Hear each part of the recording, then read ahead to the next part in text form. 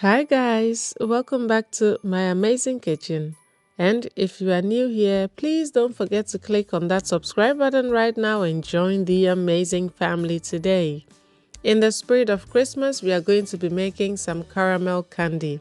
You may also know this as condensed milk toffee. This is another easy one, guys, so come along and let's get started. We need just a tin of condensed milk, and this one right here is a little below 400 grams. And I'm also going to be using some candied ginger in syrup. You may omit this totally or use fresh ginger in place of it, and this is how it looks like. I really like how it tastes, and so I prefer to use it in my candy. And over here I have a baking dish which I have lined with some parchment paper, a very shallow dish, and I'm going to set this aside for later. I will be using about 3 to 4 of the candied ginger, and I'm going to finely chop this up. But if you are using fresh ginger, you can grate it or mince it as well. If you prefer, you may also omit the ginger totally. Pour your condensed milk into your saucepan and add your minced ginger if you are using it.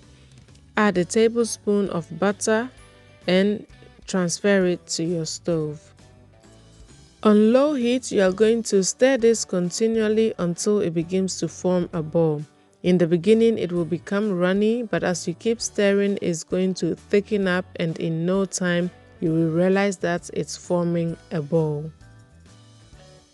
It is important that you stay close and continue to stir it so it doesn't burn. So this is definitely not the time to go find out what the latest gossip is. Once the ball is formed, your caramel candy is actually ready. And if you are not sure, you can just take a little bit and put it in cold water to test if it's done.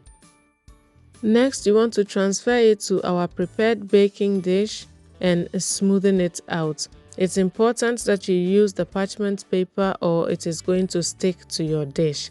Flatten it out and level it until it becomes really smooth.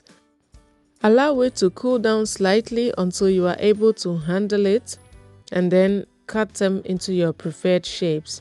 I like to cut them into strips and then cut them into cubes or into diamond-like shapes.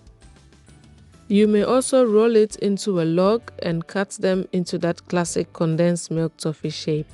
The choice is entirely yours. But whatever shape you are going for, just make sure that you cut them just before it sets, because once it becomes hard, you won't be able to cut them into the shapes you prefer. So you want to let it cool slightly, but not completely cooled that you wouldn't be able to cut it. And I find that when you slightly oil your knife, it cuts really easy. I like my caramel candy really soft and chewy, but if you want yours to really hard, just cook it a little longer. I really hope that this Christmas series is inspiring you to try new things for your family this Christmas. Thank you so much for watching, guys, and see you in my next video. Bye!